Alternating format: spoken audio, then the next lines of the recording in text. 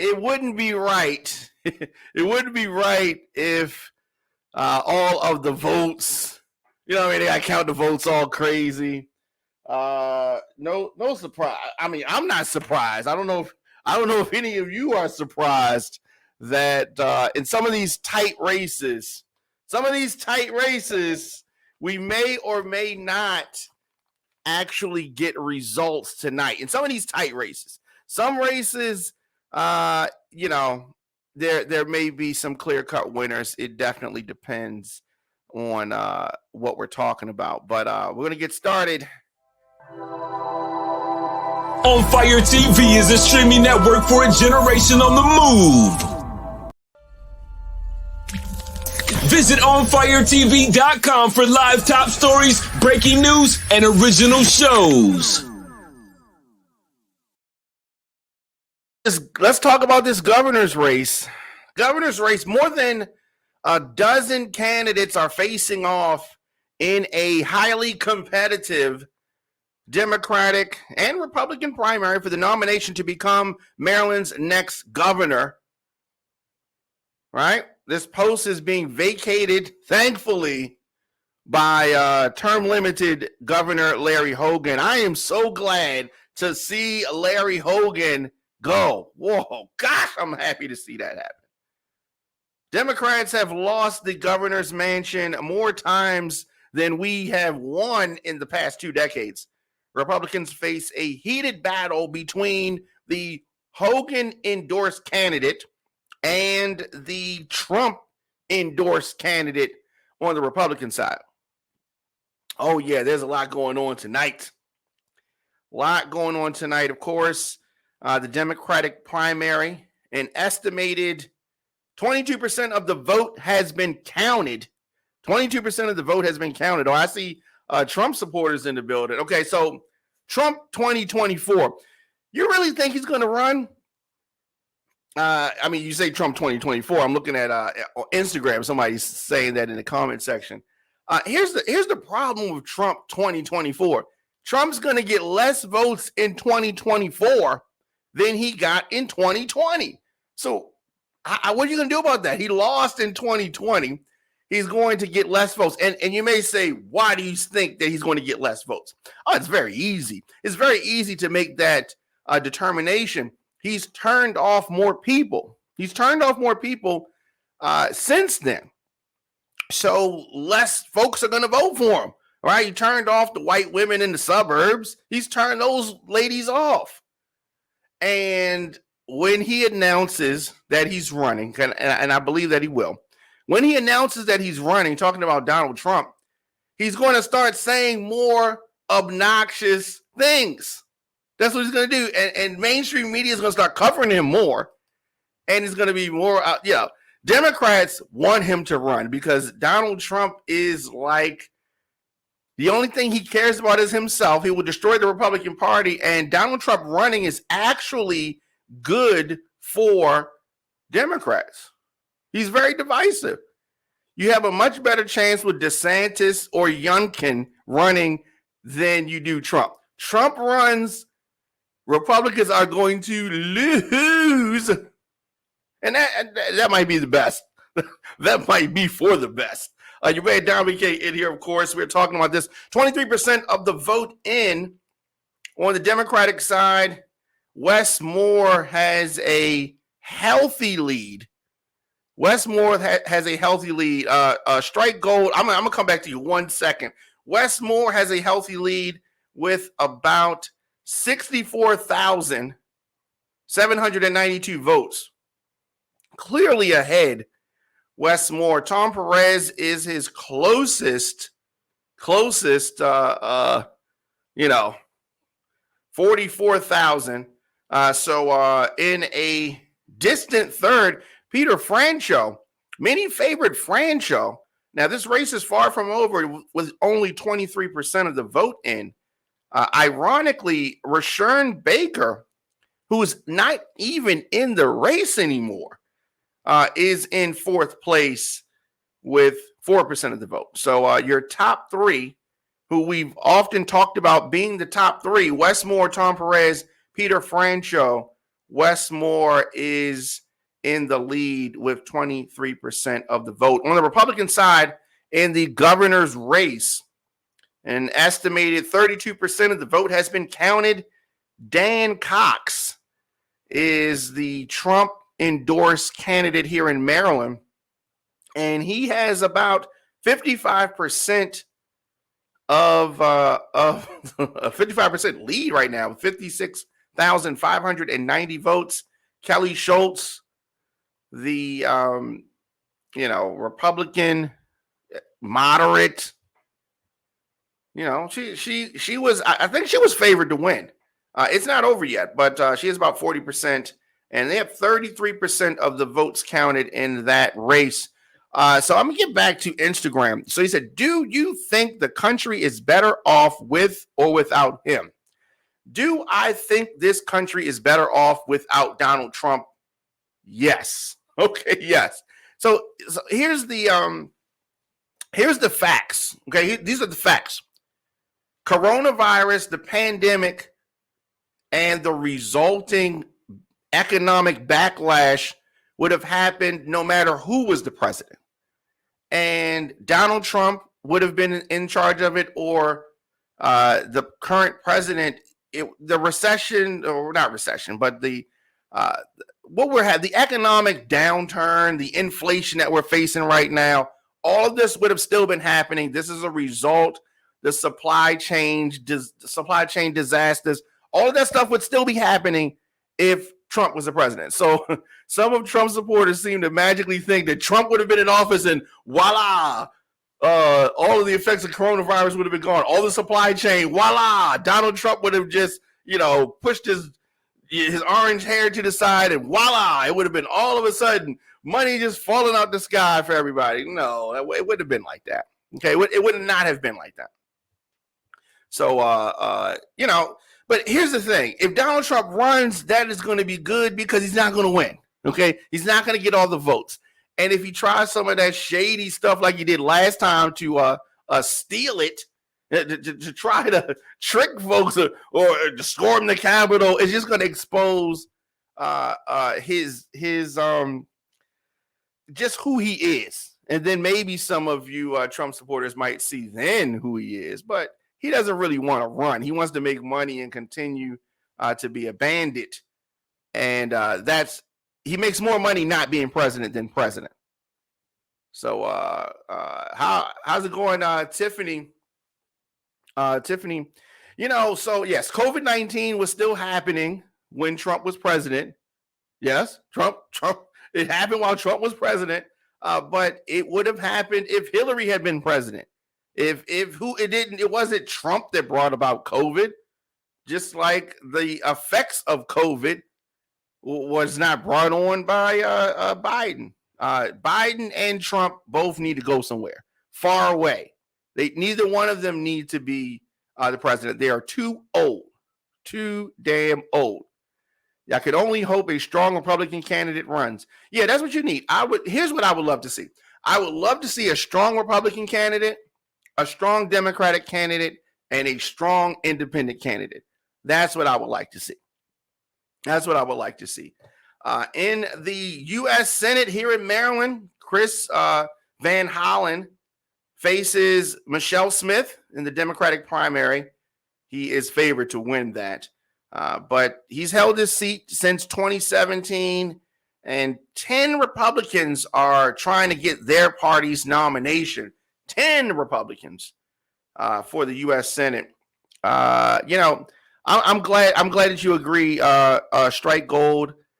I'm glad that you agree because our country we need strong leadership, and it's not even about, for me, it's not even about Democrat or Republican. It's about the best person for the job. It's about the best person for the job, not somebody that's trying to come in there and a lot of these problems that we have, and they'll say Senate doesn't work or can't get nothing passed in the House. That's because we have these older politicians that are in there holding up stuff. We need some younger politicians, younger Democrats, younger Republicans, younger independents. Clear up some of this gridlock. We got these old, stubborn, politicians in there, and that's what's holding things back. That's what's holding things back. Hopefully, we get some turn. We need some turnover here. We definitely. The president has term limits. Why don't they have term limits in Congress? You know why? Because the congressmen are the ones voting on the term limits, and so they won't vote on term limits for themselves. But they need to go. It needs to go. Term limits, right? After your term limit, we ain't got to worry about the age part.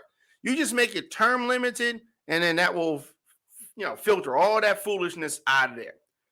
So Chris Van Hollen is putting the smash on Michelle Smith, and it's only 26% of the votes being counted right now. But the incumbent is running a demo on a challenger. No surprise there. For Attorney General, wait. Tiffany, did you say you like Kanye? You like Kanye for what? Tiffany says that she likes Kanye. Maybe something in my glasses. What do you mean you like Kanye? Kanye can't even manage his household. How could Kanye manage the country? Okay, Tiffany's just joking. Okay, maybe Tiffany's just playing. All right. So we talked about Attorney General. We talked about the governor's race, and what? Tiffany, what are you saying? Tiffany, are you trying to make me laugh? Tiffany's trying to make me laugh. All right. So here's the thing in Maryland. Polls closed at 8 p.m. Eastern here in the great state of Maryland. Results in some races may take days. There are close contests in the primaries for governor and in a few of the House races. But a rule about when mail-in ballots can be counted is likely to delay the race. Thank you, Tiffany. Oh my goodness. And that made me laugh. And it was very funny jokes. Tiffany said she was just joking about the Kanye thing. Don't think that she was serious about that. As we're looking back at the top race in Maryland, which is the governor's race, and just getting a refresh, 29% has been reported of the vote in this governor's race. And on the Democratic side, Wes Moore clearly ahead with 37% of the vote. Tom Perez with 26%. On the Republican side, Dan Cox, surprisingly, 56%. Kelly Schultz, 41%. Dan Cox is the Republican that is backed by Donald Trump. And in a very foolish strategy, Democrats have been promoting the Trump candidates. Now, so they've been doing it, not like vote for such and such, but kind of bringing highlight to the Trump candidate in hopes of facing the Trump candidate. Now, in some instances, this backfires. So I don't know why they would do that. Doesn't make sense to me, but that is exactly what they're doing. They did not want to face the moderate, the Larry Hogan-backed Kelly Schultz. As I've listened to some of her speeches, I've seen her speak live, and she sounds like a regular mom and a grandmom, and she would appeal to some Democrats the way she talks. Dan Cox, on the other hand, is a diehard, Trump, stop the steal kind of guy. And here in Maryland, I don't know how well that would go. So Democrats have made this gamble that they want to try to counter promote the crazy candidate, the super right wing candidate, promote him in hopes that Republicans will vote for him, and then they're making this political calculation that is who they would face in the general election. So Wes Moore has not won this thing yet. but he's looking pretty good right now. If I am in the Westmore headquarters right now, we're cool, but I wouldn't be. It's not time to celebrate by no means. Tom Perez or Peter Franchot could still come and win this thing. Of course, your man Dominic in here on fire-tv.com. We are talking about elections here in Maryland. And this is gonna be a long night. this is going to be a long night because here's the thing. The votes are coming in super slow. Super slow. Let's talk about another race that is very watched. Another very watched race here in Baltimore. The state's attorney. Now, 18% of the reporting has been done in the state's attorney's race, and of course, on that we have Ivan Bates and Thuroo Vignarajah challenging the incumbent Marilyn Mosby. So with just 18% of the vote in, the Fox 45 endorsed Thuroo Vignarajah is in last place with 27% of the vote. But he is gaining on the politician, the attorney that's in second place. Surprisingly, it is the incumbent Marilyn Mosby with just over 29%. He has about 5,300 votes in right now. Ivan Bates currently is in the lead with 43%, 7,806 votes. So Ivan Bates, as it stands right now, with 18% in the lead. But this is far from over. This is far from over, and this is not going right now in the direction that I predicted. Ironically, it's going to be a long night, though. It's going to be a long night. We may not know the winner of some of these races, as I have pointed out. We may not know the winner of some of these races because of the way the tabulations are done. It's really weird. It's really weird. Jumping back to the governor's race, Westmore picking up more votes, starting to hit his stride. He has a comfortable lead right now, 37%, but it is just under 28% of the vote in. Looking at some of these other races, Attorney General, something that we have been interested in. Small field, Anthony Brown and Katie O'Malley. Katie O'Malley there on the Democratic side. On the Republican side, that is, here's the thing, right? Katie O'Malley, retired judge, Anthony Brown, who has had a very storied history here in Maryland. Don't know how that one goes. For the comptroller, you had two Democrats in there, Timothy Adams, Brooke Learman, and Brooke is only 21% in, but Brooke is handily in the lead. A lot of things going on. The 2022 primary, the governor's field, very crowded. Very, very, very crowded.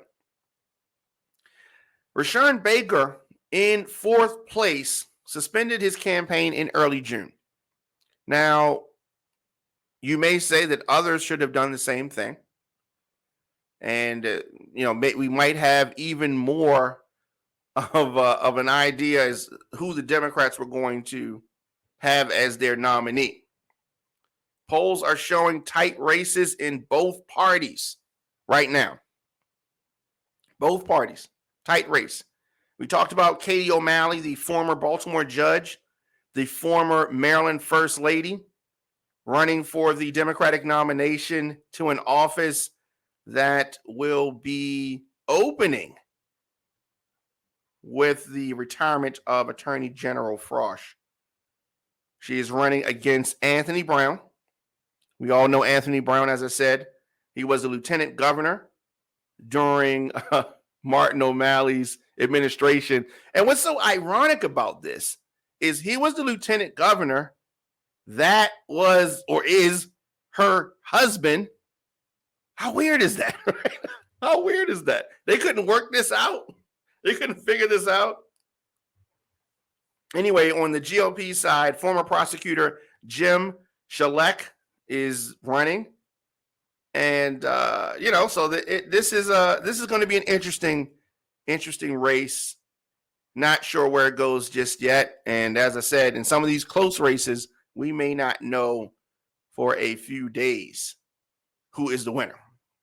Now, the Democratic primary, who wins that, will be a heavy favorite in the general election. Maryland has not had a Republican attorney general in nearly 70 years. Nearly 70 years. So let's do some refreshing over here. Let's do some refreshing and see, have we had any changes? So we're talking about comptroller. A lot of we got so many interesting races to look at here in Maryland. Comptroller Brooke Learman is a state delegate from Baltimore, seeking the Democratic nomination to be the state's tax collector. I've had a chance to see her several times. She's running against Tim Adams, who is the mayor of Bowie. Republican Barry Glassman, who is the Harford County executive and a former state senator, is running unopposed for the GOP nomination. Guess who wins that? He wins that, right? In addition to being the state's tax collector, the comptroller is one of 3 voting members on the state's powerful Board of Public Works, alongside the governor and the treasurer. Many people don't know that. Just tuning in, it's your man Dominic K in here. We are talking about election night, primary election night here in Maryland. A lot of things due to the many different ways that folks can vote this year, which included early voting and mail-in ballots. The vote counting process is more complicated and is likely to take longer than what people are used to. There's also a question of election judges and the people who help staff the polls on election day. Many jurisdictions in the state were short-staffed, didn't have the number of folks that they needed, and that caused problems. For the 8-day period, which ended last Thursday, the State Board of Elections reported more than 172,000 people voted early. Now, before you get excited, that number represented a little bit more than 4.5% of the state's eligible voters. A lot of people didn't vote, at least not early. Early voting ballots are being counted with results that are going to be released after polls closed. So polls closed at 8 p.m. and we're here. We're trying to run down some of these races. We're trying to see who is going to. Yes, Bree, the bow ties is in full effect. Yeah, so a lot of races. And here's the thing. We have so many races, but the way the votes are being counted. Oh, yes. Hey, TJ. What up, TJ Smith?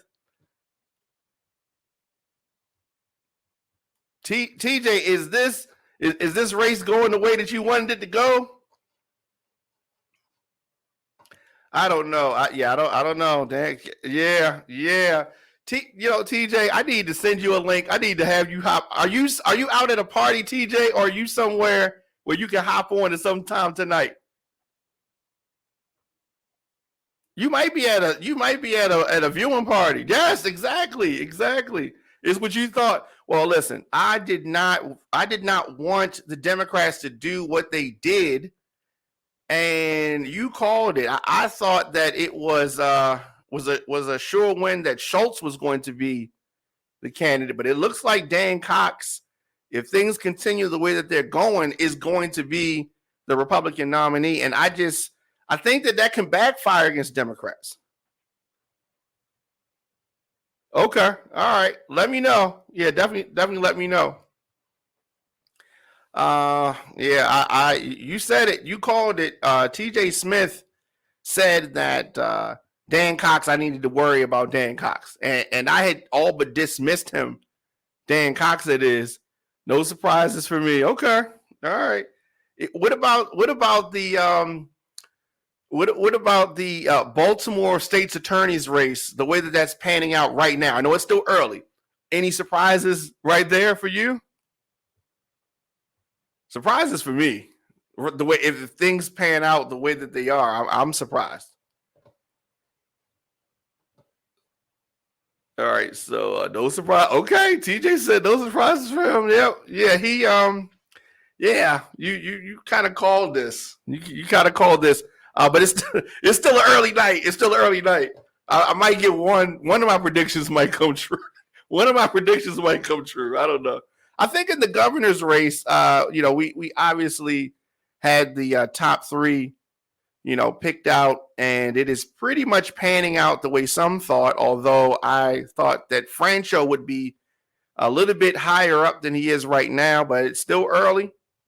It is still early, but if things continue the way they are, Wes Moore is going to run home with this. But it's way too soon for them to be celebrating and popping champagne in the Wes Moore camp. Way too soon for that.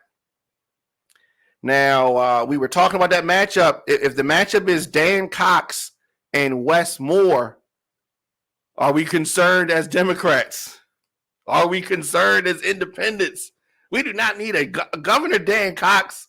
Oh my goodness! It might be time for me to change my license and go back to Georgia and call it a 4 years. Oh man. We're talking about some election results here in Maryland. Of course, a lot of questions because obviously the voting, the voting counting, it's a tricky thing, and all states, they got their own way of doing things, right? All states have their own way of doing things. We have a crowded field of candidates in the governor's race. One of the races that I'm really, really focused on, who is going to be the next governor of Maryland. The only thing we know for sure right now is it's not going to be Larry Hogan. Hallelujah. Hallelujah. Now, understand this. It could take days or even longer to determine the 2022 primary winners in some of these races. Not all of them, but some of them. Yep. Now, governor, lieutenant governor, comptroller, attorney general, U.S. Senate, U.S. House, Maryland State Senate, Maryland House of Delegates, the Baltimore City State's attorney, some county executive races. We got a lot of things to get into. So as it looks right now, let's do some refreshing here, see if we can get some of this vote in. Hang on. We're looking at races statewide. But as I'm looking at things, Wes Moore, Democrat, Tom Perez are in, I don't want to say a tight race because it's not tight right now. This is loosey-goosey right here. Peter Francho is in a distant third. Many people had this going the other way. Now, just over 30% of the vote in right now, 31% reported right now. So it is still an early night. But if you are Dan Cox, you might be feeling pretty good right now. 46% of the vote in, Dan Cox is in a comfortable first place over the Larry Hogan endorsed, Larry Hogan backed. She used to be in Larry Hogan's cabinet, Kelly Schultz. Sweet Tea, where you at?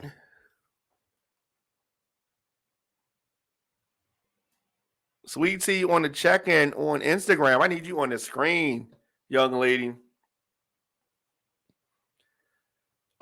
Wait, what? Sweet Tea, you did not text me back. I text you the link. Oh my goodness. Sweet Tea is out of control.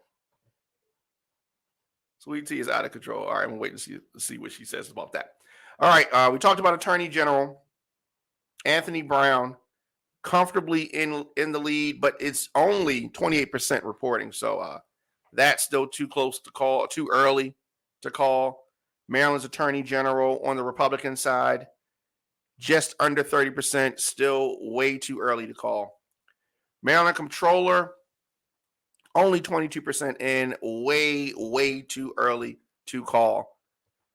It has been over almost 2.5 hours since polls closed, and we don't have or know any winners. Sweet Tea, do you work tomorrow? Do you work Thursday? Can we make this happen? Or do you want to hop on tonight? Let me know what to do. You call it. You call it. Tell me what to do. All right, so we are running some of this stuff down. Maryland Comptroller, Brooke Learman, Tim Adams, the mayor of Bowie, and Brooke Learman, state delegate from here in Baltimore. They want to be the tax collector. Yes, you work tomorrow. Okay. All right, so you work tomorrow. You work Thursday. When are you off again? If I screw, let me see. Where's my phone? Let me grab my phone right now, Sweet Tea.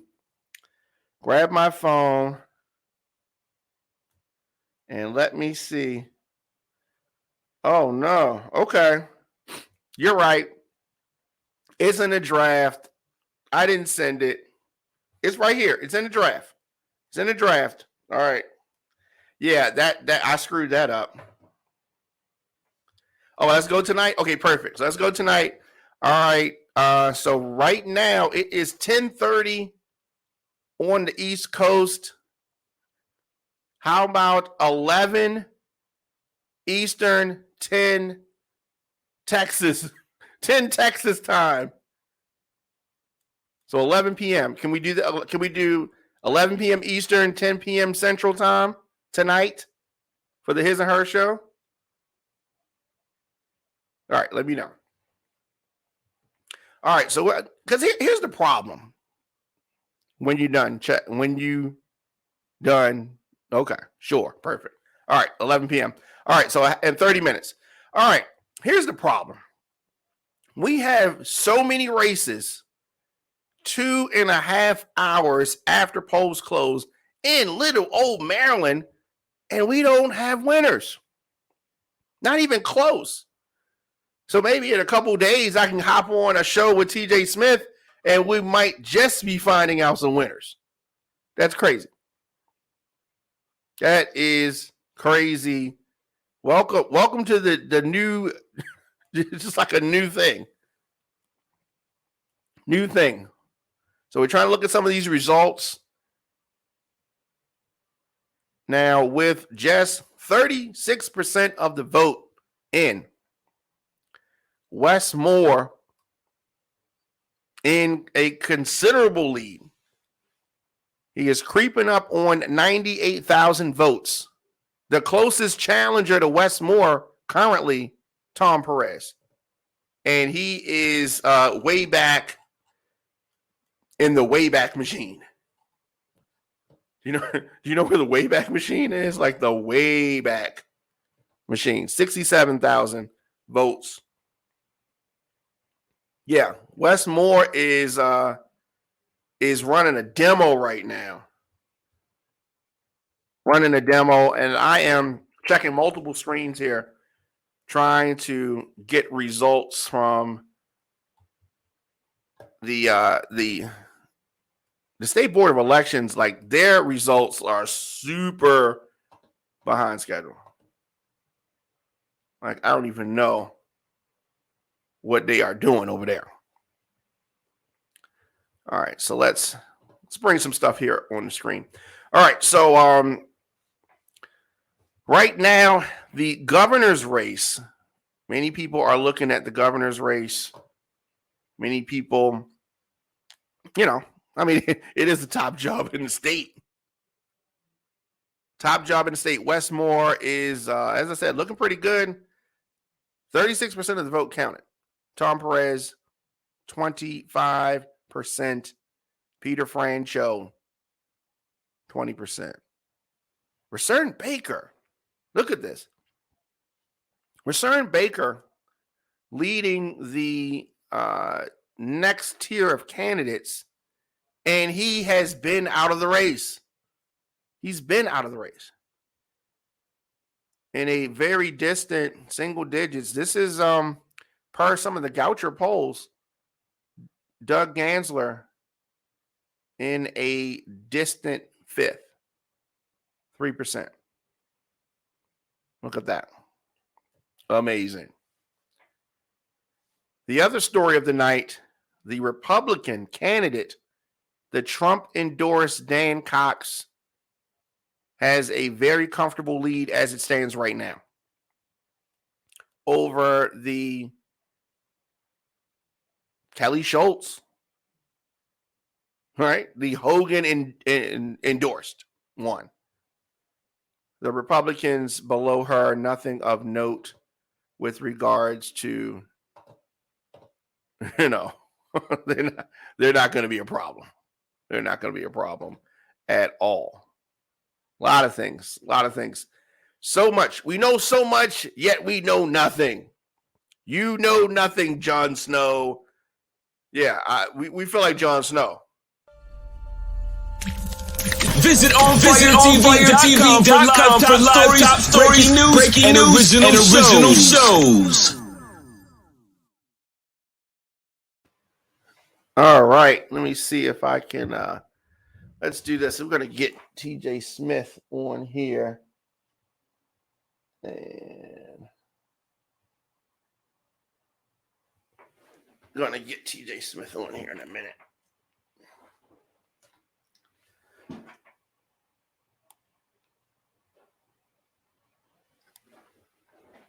Hey, how's it going? Yep.